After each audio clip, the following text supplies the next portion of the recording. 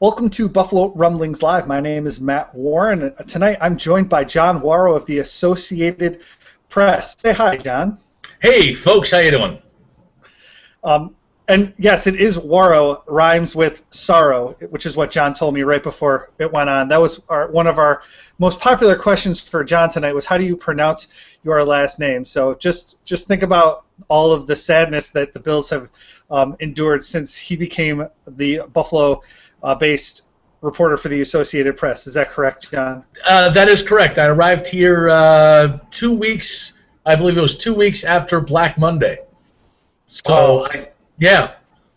But I find it fitting that I'm making my debut on BuffaloRumblings.com, in a hotel room on Hard Road, because that's what this has been for like 14 years here in Webster. It's been a very hard road, yes. John's up in Webster, of course, covering training camp, which is in Pittsford, right? One of the other suburbs of beautiful Rochester, New York. We like Rochester a lot. So you've never covered another training camp with the Bills that hasn't been at Pittsford, is that right? Correct. That was 2000. The first one was in St. John Fish, and I still remember, standing next to Doug Flutie in the stands in Groundy Stadium, overlooking the stadium, and he was just like looking around at what this whole setup was like, and that was one of my first memories of training camp at St. John Fisher. Lots has changed. A lot has changed since then.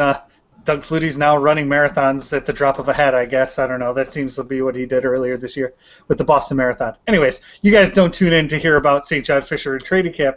You want to hear about what's going on now at training camp. So let's talk a little bit about some position battles that are going on at St. John Fisher and, of course, last week at Latrobe. And this week it's been kind of crazy along the Bills' offensive line. So let's start there. At left tackle, we had Cordy Glenn come back from injury.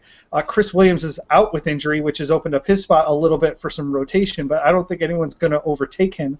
And then at center is Eric Wood, but the right side's kind of been a mess. Can you update us on what's going on this week on right guard and right tackle? Well, I do believe, Chantrell Henderson has moved from left tackle, where he was filling in for Cordy Glenn, to right tackle, and so far Chantrell has proven that he can play at this level.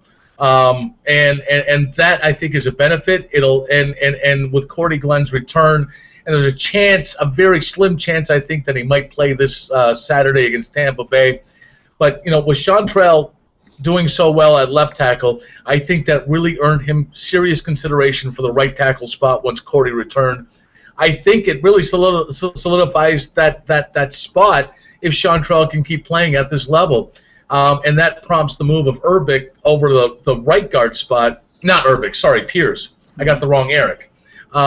Eric Pierce moves over the right guard spot. I think what Marrone is looking at, and C.J. Spiller kind of talked about it today, that Pierce is a bigger guy than Urbic, and with Chantrell at right tackle now, it brings a lot of beef to that line, and C.J. likes that. Let's see how they do, and I think we're going to get it. Bills fans are going to get a chance to see how this unit works.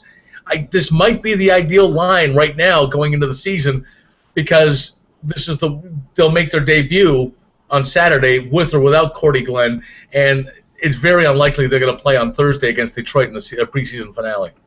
Right. It seems that Doug Marrone's pretty much hell-bent on replacing Craig Urbic at that right guard spot. Is it simply to add the beef, as you just said? I think that's what he wants. I think that seems to be the goal right now. I think he wants to go with beef. That seems to be his philosophy. So, and given their struggles in the red zone all preseason long, and Fred Jackson inability to get into to get a first down in the second game against Carolina, I think that really opened up some concerns and with Marrone. This is my guess, but I think he wants to go bigger, and I think he wants to protect E.J. Manuel. Okay. So let's move a little bit further outside. Tony Moeaki is still not practicing. Is there any way that the Bills keep, say, even three tight ends this year, or are they going to go back to bare bones with Scott Chandler and Just Lee Smith? I think Chris Gregg has got a shot at making the team still. I have very little sense that Tony Moeaki has done anything close to enough to prove that he deserves to belong on the team. He's just simply, reiterated the problem, the issues that have plagued him since his rookie season, that he's injury prone. It's too bad. I mean, I don't fault the Bills for taking a shot at signing Moeaki, last year. You want to see what this guy's got, but right now what this guy's got is injuries, and I don't think that's, that they did their due diligence. They took a gamble, and I don't think this one's going to work out. Yeah, it just you can't make the team from the training table, as they say. Going out to the wide receiver spot, we'd be remiss if we didn't talk about Sammy Watkins' injury. He dressed today, but how much did he actually do in practice? Very little, but all indications is they're taking it very cautiously here with Watkins. There's no point getting him banged up at this point, any more further banged up going into the regular season. They need him to be ready against the Chicago Bears on September, I think it's the 7th. Sorry, I don't have a calendar in front, but whatever. It is. Yep. Yeah. Well, there you go. I'm a sports writer. I take things one day at a time, just like the players. Sorry for speaking in cliches, but no, Watkins it's bruised ribs. That's the report that I got from a source yesterday. It's the report that I got from his agent. It's what Sammy Watkins told us today and after practice. And I just think they're being overly precautious because they don't want to risk this thing getting any worse. Yeah, and that makes a lot of sense. So behind him, is Robert Woods really going to be running with the second team all season, or is Doug Marrone just trying to prove something with this kind of Robert Woods going through second thing? It's an interesting question. I think he was trying to prove something to Robert Woods back early in camp to try to light a fire under him. But Robert Woods has responded, and I don't know if he's supplanted Chris Hogan, because Chris Hogan seems to have found a niche, versatile niche or niche. Sorry, whichever way you want to pronounce it. I'm Canadian, so we call it niche. But I do think that Robert Woods has found, Chris Hogan's found himself a spot in this offense where Robert Woods fits. I think it's going to be a valuable role. I don't know if he's going to. I doubt he's going to be on the field for every down. I think Mike Williams is a proven receiver and has shown his ability to stretch the field and work over the middle and to complement Sammy Watkins. But I think Robert Woods will be a valuable player if this offense is going to work. Okay, so in the pecking order, you have Mike Williams getting more snaps than Robert Woods, which I think would probably, if you kind of rewound to the beginning of the offseason, that would probably surprise people, considering that Woods played so many snaps last year. But you add Sammy Watkins, who's going to be an every down player, and then you have Mike Williams, who essentially is an upgrade. I think, as much as I like Stevie Johnson, as much as I like what Stevie added to the team, I think Mike Williams is a better route runner. He's a better receiver as far as a pass catcher goes, and I think he's got just a little bit more ability than Stevie Johnson when you compare the two side by side. Switching over to the defensive position battles just quickly, Nigel Bradham's pretty much solidified that linebacker spot. The defensive line is pretty much set at the starting positions. Do you think Alan Branch has played himself off the roster by showing up overweight this offseason?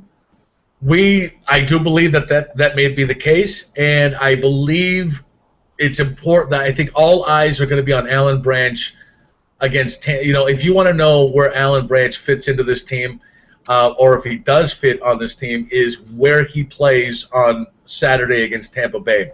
If he's playing into the fourth quarter, then I think that the writing is most definitely on the wall. If he gets into the second quarter, then I think he's got a shot. But at this point, just given his body language around training camp, there seems to be a resignation that his days might very much be numbered, in Buffalo.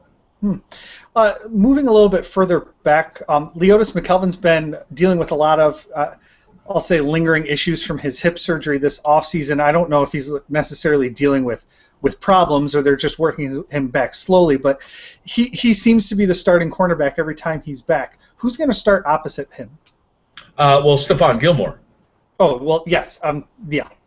I meant who's going to start in the nickel cornerback spot. I'm sorry. At that point, I mean, it's probably more than likely. It depends how they're going to use Corey Graham. Are they going to use him as a multi-purpose defensive back? I think Corey Graham becomes the third man in. They've tried him out at safety today, and I think they just wanted to just test to see what he can do at the safety position in case of injuries. But I do think that it's going to be Corey Graham at this point.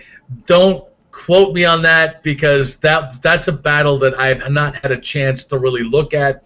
The defensive backs all seem to run into each other, but I think they've got depth there. I think there's question marks at the beyond the third safety position. So you got Jonathan Meeks, although he's out with a neck injury, but Denoris Searcy and Aaron Williams, and I think that's why they're trying to test Corey Graham to see where he fits in and how versatile he can be. Beyond that, I don't know where they're going to go. Sorry. It's okay. No, Nickel Roby versus Corey Graham has been a hot topic really ever since Corey Graham signed, and I thought it was an instant upgrade at nickel. But then you see Roby come out and continue to make plays during training camp, continue to make plays during preseason games, and impress a lot of people. And so now they're trying Graham at safety, and as you said, they especially after Denoris Searcy takes an absolutely dreadful angle on that long Ben Roethlisberger touchdown pass, it seems that position is kind of, I don't know, gotten a little bit more wide open, that second safety position opposite Aaron Williams in the last couple of days. I got a question from one of our readers, Duh Bills, asked, which camp battle has surprised you the most? What's impressed? Well, I don't know if surprise is the word, but I've been extremely impressed at how much depth they have along the defensive line, and this kind of segues back into the Alan Branch conversation. Alan Branch would not be would not be on such a slim threat at this point if not for Cohen's emergence and his ability to play and ability to Landon Cohen and Stephon Charles. We kind of knew what Stephon Charles could bring, and Charles seems to have upped his proven that he can play. And now you've got Landon Cohen coming in, and that's really pushed Alan Branch to the sideline. And I don't think I know the Bills didn't even expect this development to happen when they re-upped Alan Branch back in, what was it, February or March. And gave him a lot of money. Yeah, well, they did. And right now, that competition, he's the odd man out. And I think he took some risks in once again not showing up for mini camps, and then whether he was out of shape or whether it was also Doug Marrone trying to send him a message, I think what happened there is all of a sudden he could be on the outs, and that's what has surprised me the most is how much depth they suddenly have at defensive line, minus potentially Alan Branch. Just so folks know, Branch's signing bonus was $3.1 million earlier this year. His cap hit, if he's cut, is something like $3.2 million because it's all of that signing bonus, plus I think a workout bonus, though I don't know how he would have achieved that anyway. But yeah, it's only a little bit more than his cap hit will be if he's on the team, so there's not a whole lot of cap ramifications, but there is the fact that they paid him $3 million just to show up out of shape. We saved the most important position for last. Before we get to E.J. Manuel, let's talk a little bit about what's going on at the backup quarterback spot. What's happened to Thad Lewis this offseason? I have no clue. It's maybe he's pressing. Maybe he topped out last year. I was very impressed, with his gamer type quality. He was a gamer last year in how he performed. That said, Jeff Toole, by comparison, has taken a few steps forward. But Thad Lewis's inability to complete passes and his inconsistency has really shown through throughout most of training camp. It's a shock, and I think it's a surprise. And I think it's a disappointment to some degree to the Bills front office because they thought that they had the depth set with the three players there. But I think there are question marks about Thad Lewis now. And if EJ goes down, at least they have a better quality number two in Jeff Toole, at least from what we've seen in practice. But I think the number 3 spot is suddenly a question mark again. And is Dennis Dixon just a glorified camp arm? Because we haven't seen him in any preseason games even. Well, I mean that's it. That's what he is. He's insurance if one of the 3 guys goes down, so he can step in. But at this moment, I don't see a future for him. Is he still eligible for practice squad? Because it seems like he's been on about 12 of them at this point. Yeah, and he's been in the league for, I think, like 8 years or something. Exactly. It's just odd. I was surprised last year when they were able to add him, so I'll say that I don't think he is, but I didn't think he was last year either. Do you see them possibly making a Thad Lewis trade, not trading for Thad Lewis, but the same thing they did last year, and adding some sort of veteran backup quarterback and then outright releasing Thad Lewis? I mean, that's not out of the realm of possibility if you're looking forward. And to Doug Whaley's credit, he has shown that he will be aggressive in adding depth or upgrading talent at positions. And what he did last year, in the sudden scramble to try to find somebody at quarterback, I think that was impressive. He essentially pulled every stop out of his book, called virtually every quarterback, and didn't find anybody except for Thad Lewis, who actually won the Bills 2 games last year. So, yeah, to answer your question, to make a long story short, yes, I do believe that that's a possibility if the right guy becomes available. Okay, I just got a text from Brian Gallagher, editor-in-chief. WKBW is saying that a source tells Eyewitness News that Hall of Fame quarterback Jim Kelly received encouraging news today, but has to go back next week for a biopsy. Interesting. I mean, we all knew. Yeah, well, I mean, we all knew that Jim was getting an update or a checkup in New York City today. That we were going to get an update within the next couple of days. The fact that it's encouraging is an encouraging sign. But right now, let's see what happens as far as the biopsy goes.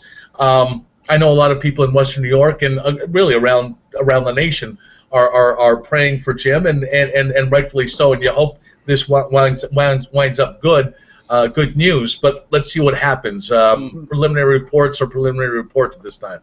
Yep.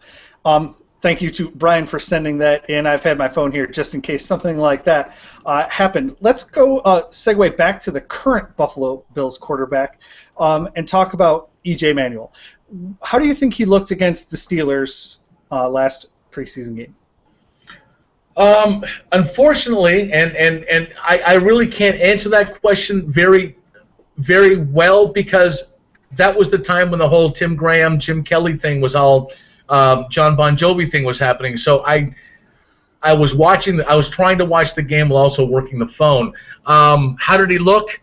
From what I could see, nothing really stood out to me that was any different than what we've seen in many of the two other preseason games. There have been those inconsistencies. I mean, that offense is capable of moving the ball, but when it comes down to it, I don't know what he was doing with some of those 3rd and 4th down plays.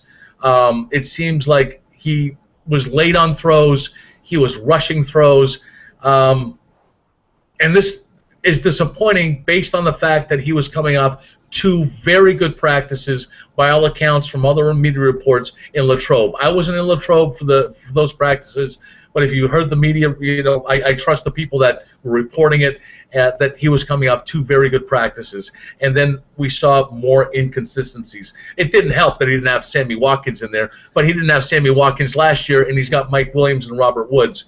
You've got to do a better job. And I think this game is, it's not a make it or break it game, the Tampa Bay game, but you need to see something. Bills fans and I think Bills coaches and I think the players need to see something more from E.J. Manuel to feel some confidence going into the opener. Yeah, that's probably right. Have you been hearing, what's Nate Hackett been saying to E.J. Manuel during these practices? Because one of the things he said after the game was, well, the Steelers were dropping 7 back into coverage, so I was taking what they give me, which is a sign of maturity.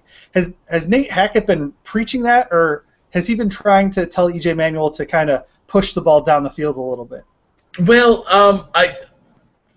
I think there's so many things that they want to do on offense. More plays, read and react, multiple, formations. You kind of wonder if they are putting too much on EJ, but let's face it, he's going into his 2nd season. He should have a pretty good grasp of this offense. We're still seeing in practice the same hesitations and same sometimes just not knowing where he's going, and that were an issue last year. You hope by this point a lot of those things have been worked out, and it's not just a new receiving core. He should know where he's going. I'm just not sure if I think everybody needs to see him read and react and get rid of the ball as opposed to hesitate and be late on throws. So the whole season comes down to E.J. Manuel. What do you think is going to happen with him? I know you keep saying, I want to see it before the regular season starts. Do you think you're going to see it? I don't know. And I think the Bills coaching staff are really hoping that a light does come on a consistent basis, because we've not seen it. The question, I've said this once, I've said it once, if I said it 1,000 times, we'll know more about the Bills' long-term quarterback situation by mid-October, if not by the end of October. That's when everybody will have had a chance to see if E.J. Manuel has taken the necessary steps to show definite, true glimpses of being a bona fide starter in this league.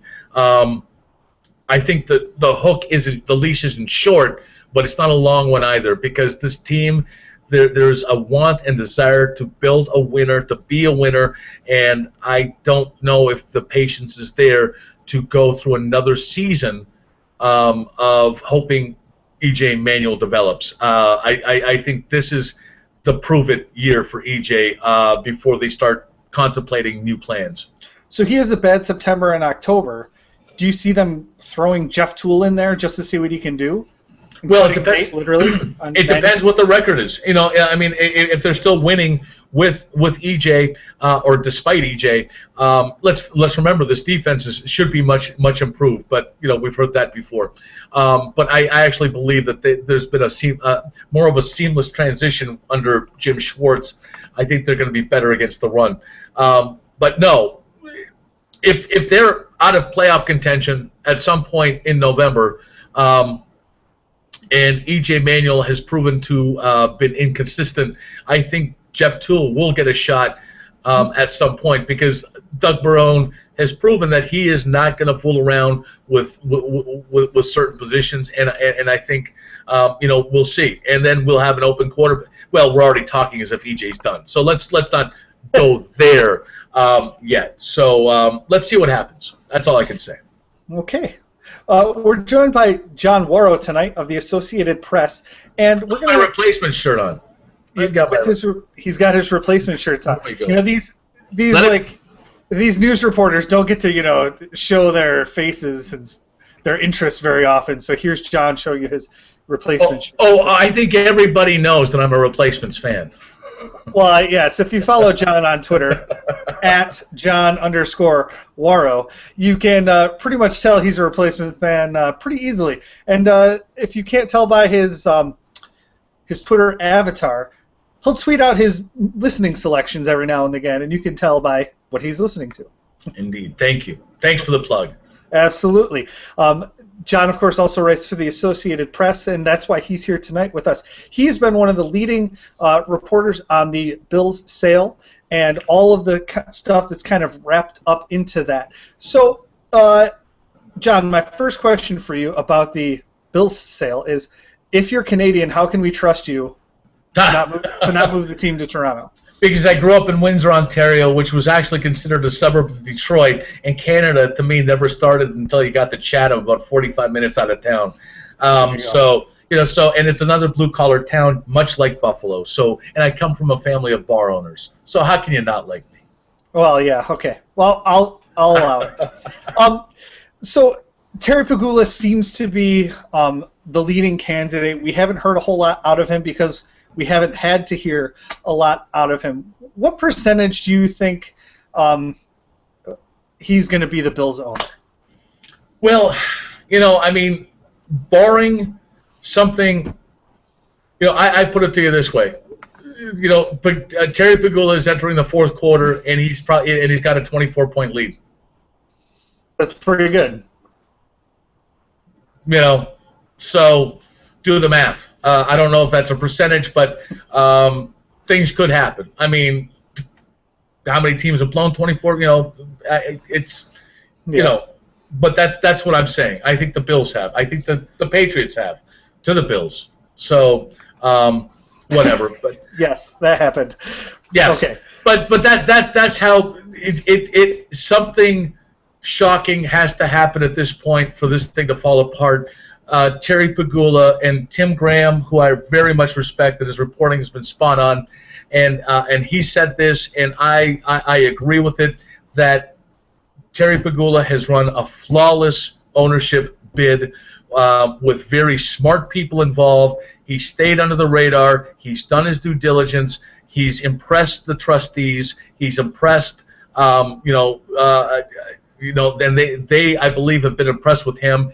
He's got the right people backing him in Buffalo and I believe at One Bills Drive, and I think it just seems. It almost seems. I don't want to say it's a sure done deal, but it seems very good, a very good shot that it's going to be Terry. It's Terry's to lose at this point. Yeah, that question came from Griff, and it's an interesting thing that you said about the people at One Bills Drive favoring him. If he comes in as the new owner of the Buffalo Bills, is he a guy that's going to come in and clean house? He didn't do that with the Sabres. Is he going to do that with the Bills and put his own people at the top? I don't see that happening, and I believe Russ Brandon will continue on in this position, because if you look at what Russ Brandon has done with that operation, he's made money from a team that hasn't made the playoffs in 14 seasons. They projected to they made just under $30 million last year net profits, and there are teams in the NFL that don't make that money. That teams actually lose money, including the Browns. And so to make $30 million is nothing to sneeze at this point. Given who the Bills are, what their market is, and what most importantly, their record in season ticket base was only about 3 years ago, coming out of the lockout. Russ is very well respected at the NFL level, and I do believe that Terry Pagula will not touch that side of the house. I think Doug Whaley should be safe. I think Doug Marrone needs to prove himself. But if Russ Brandon stays on as president, he's made it clear that he wants continuity, which I believe that there will be only minor tweaks should Terry Pagula buy the team. Were you at camp today, and did you see the 13,000 letters get dropped off by Bills fan Thunder trying to get Bon Jovi to drop out of this race? I did not. I saw the tweet. I saw the picture, the pictures, but I wasn't there when the letters were dropped off. And by all accounts, I'm not sure if they need the 13,000 letters for that to happen, because I think things look extremely grim and dim for the Toronto group at this point. The latest news out of that front is that Lewicki is leaving MLSE. I think John Crick reported that from the Toronto Sun, but Lewicki's denied it. Anyways, there's a lot of fracturing going on in their group and things like that. That's one of the reasons the NFL likes single-party ownership bids, right? Well, it's that. I mean, I do think, in theory, the three-person group that was assembled out of Toronto would have worked, given who they are and what they represent. The problem is they never confronted or got ahead of the big question mark that's been out there since 2008, before this group was ever formed, and that is, will they relocate the team? That question has never been answered, and that it's amazing they had, Tannenbaum and John Bon Jovi had a three-year run-up to get this thing prepared. Same with the Rogers people with their own individual group or effort to buy the team. And yet, after all this time, no one had an idea or an answer to the big question that somehow they failed to acknowledge even existed. Is the team staying? And that proved to be among their undoing. Well, and in the court of public opinion, it was certainly a very big issue. Obviously, he penned that letter to the Buffalo News and things like that, where they were trying to get out ahead of it after they were already behind it, to extend your metaphor, which didn't really Right. work. Oh well. No, but they never got ahead of it.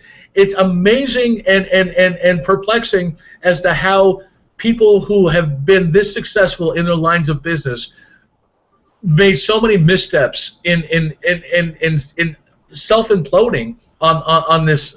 Maybe a business class or a marketing class needs to be conducted at some college or because this is how not to make a bid. Well, did they just think it was going to go away? I mean, they had to have known that people like Chuck Schumer and Bills fans everywhere were going to kind of rally behind this cause, didn't they? No. They seemed somewhat oblivious to this entire situation.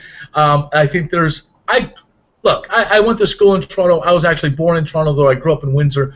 And I know the Toronto mentality, and there seems to have been an arrogance and a sense of entitlement that permeated from some of the people in that group, and they believe that once they step into the ring, everybody else will callow to their will. That is, and if you read some of Cathal Kelly's stuff in the Toronto Star and the Globe and Mail, and that seemed to puppet exactly what the thinking was, and it was the wrong approach. It was the wrong approach. We've got inside information from Canada right there. Toronto people. We know. Anyway, so what about some of the other bidders? One of our users, Corrupt, asked, are there any under-the-radar bidders out there? And he really wants to know, is Golisano still bidding? Is he still involved? I wrote today that Golisano has still not met with the trust. There's no indication as to when that might happen. The time is growing thin. That's not to say he will not have a meeting with the trust or one won't be set up at some point. But time is growing thin, and with formal bids needing to be in just after Labor Day, I'm not sure if this is going to work for Tom Golisano. Now, that's not to say he's out of it, but I'm just not hearing his name come up all that often. As for other people, there's minority partners out there that either were vetted and approved by the trust or were thought they were majority partners but have been were deemed to not have enough liquid assets, so they were kind of cut loose. They're hanging around trying to form up. I just don't see at this late of a stage them mounting a serious challenge. The only question mark right now, as far as I see it, is where Donald Trump stands, and I think he surprised a lot of people by still being in this race and gotten to this point as the #2 now contender, or the top contender to try to dethrone Pegula, and I credit that to Trump. Because a lot of people had the reservations as to whether he was just simply using this as a publicity stunt. I thought the same thing when he first put his name in, back in April. I thought this was another gubernatorial campaign that never materialized. To Donald's credit, he's proven serious about this. I still don't think that he's got enough. He's going to have to blow the trust away and blow away enough concerns that he's got enough friends at the NFL level to approve that bid, and what that means, he's going to have to overpay. Yeah, and he's got a lot of hurdles, as you said. There's certainly political hurdles he's going to have to overcome. There's also his gambling assets, which he said he would divest himself of, but it's still a question mark in the process. And he always had an uphill climb, and which is why a lot of people didn't take him seriously. To your point, I think the biggest question still remaining in the whole process is how much it's actually going to cost. And actually, 3 or 4 people asked in our thread, what's your over/under number? Tim Graham put it at $1.4 billion on our show last week. Do you think it's going to be over that or under that? I think it's going to be under. I was at 1.3 about 3 weeks ago, but that's before the John Bon Jovi letter, which seemed to blow up in everybody's face. And really, that one really hurt him. That letter really, really hurt. But I was at 1.3. Was still considered a player at that point. I now think, based on the fact that Terry Pegula overpaid for the Buffalo Sabres to buy them from Golisano, that he will still overpay to buy the Bills, which pushes this to, let's make a record. Let's satisfy Morgan Stanley. Let's satisfy the trust. Let's put in the bid for $1.11 billion, which would still be the highest selling team in NFL history. That to me, I think, is my bet. I wouldn't be surprised if it goes. At this point, given the field, I also wouldn't be surprised if it sells for 950. Ooh, yeah, he's bidding against himself, really, isn't he? Yes, but he wants to prove that he's serious. He wants to satisfy the trust. He wants to make sure there's that Donald Trump, he's not beaten out by Donald Trump. Remember, Terry Pegula is represented by Steve Greenberg, who is a respected sports franchise broker who is coming off a stumble.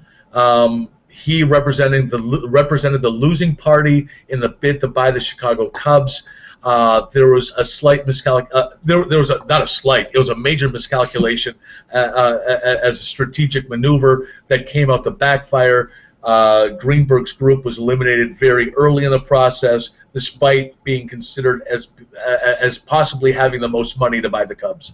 I think Steve Greenberg's learned his lesson from that, and he's partnered up with a very aggressive owner, somebody who does not fool around, who essentially, is all in from the get-go.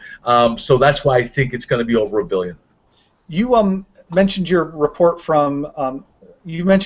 earlier today from about the final bids and all this other stuff happening right after Labor Day. Can you fill us in on just kind of the gist of that report? What is the timeline? Are they going to get this in by the September committee meeting to get it on the October, whatever it is, the October NFL owners meeting? Yeah, it's looking a little dicey as far as the NFL of having this whole thing approved by the NFL owners in time for that October 7th meeting.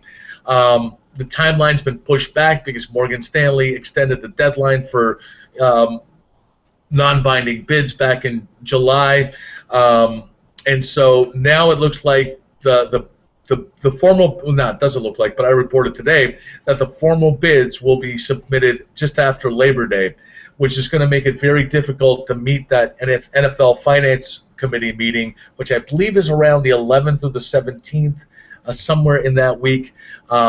And the October 7th meeting, it's going to be a very tight timeline. There's still a belief that the prospective owner will be identified before the end of the year. Whether the sale happens before the end of the year, as far as approval goes, that might be a question mark. Do you think that's because you said Morgan Stanley moved the timeline back, which we all thought was a little bit odd at the time, considering we wanted Pegula and that's all we really cared about. But has Morgan Stanley botched this sale? We've heard it from a lot of places, most notably from Forbes. I can't tell you. I mean, I know all the reports. I know what people are saying, and I think some of the criticism being directed at Morgan Stanley and Prosper Rose, the legal firm, is because the sale process seems to have dragged on, for a lengthy period of time when it almost seems clear that Terry Pegula is going to be the winner. There's a bit of anxiousness there. I do believe they're open to some criticism, but I also believe that they have a tough task. They're faced with a tough task as far as vetting and assuring that the candidates meet all the qualifications, especially after what happened with the Haslam sale with the Browns. I think more due diligence is necessary. After that happened, I'm not saying that Terry Pegula's got any type of skeletons in his closet, but I think the NFL is now very leery after what happened with the Haslam sale. Right. Let's go Buffalo. One of our readers asks, do you know how the final bidding stage is going to work? Do they just get like one sealed bid, or is Morgan Stanley going to go back and say, all right, Terry and Kim, Bon Jovi just bid $1.1 million. Can you do 1.2? Do you know how it's going to be, processed? It will be open bidding as far as whether the other owners prospective groups will know what the top bid is. I think it's a little bit more couched in the sense that Morgan Stanley will go back to some of the prospective groups. This is how it's been explained, how some sales have worked.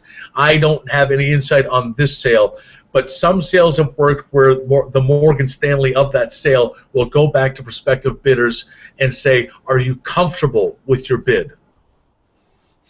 And if you listen to that question, how do you respond to that? Maybe I'm not. Well, what are you saying? That will drive the price up to a certain degree, but I'm not sure exactly how this sale process will work. Aside from the fact I'm told there will be a chance for people to increase their bids during the process. Okay, and so that, of course, is going to drag out the timeline even further. To your point before about the tight window between that September 2nd and, say, September 17th when it's supposed to go in front of the Right. NFL committee. So that if they're allowed to go back and forth on bids, that could take a few days, of course, and that can eventually lead to them being late for that timeline. But one thing, keep in mind, if Terry Pegula blows them away with a $1.1 billion bid, that's blowing them away. Wasn't that like the baseline? Isn't that what they just expected to put out a for sale sign and we can get 1.1 billion? Like, couldn't I have done that? Well, no, I know, but I think the reality is, if they get 1.1, they can sign that off as a win, given how few bidders have been worked into this process, and how restrictive the process has been, and how much the non-relocation clause scared away a lot of people too. If they can get 1.1, I think they can chalk that up as a win. We tie the Miami Dolphins, blah blah blah. But if Terry Pegula does come in with a competitive bid and no one is close, then I can foresee a scenario where there may not be any more bidding, or maybe one more bid and that's it. So it could be done very quick.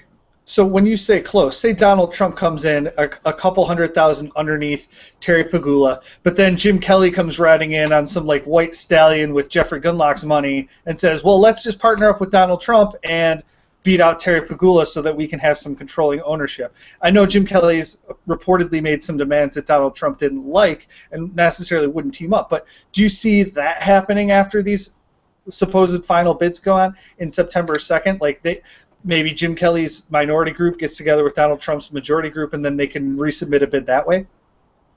I don't see it happening. I don't see it happening. I really don't. And I still think that Terry Pegula is going to, if that starts mounting, I think then Terry Pegula goes to Plan B and then goes to 1.3. He wasn't afraid to overpay for the Sabres by $20 million. So if you do the math, and I can't do the math here, but if you do it percentage wise, what's overpaying for the Bills by another $100 million? Yeah, I mean, what's $100 million between friends, right?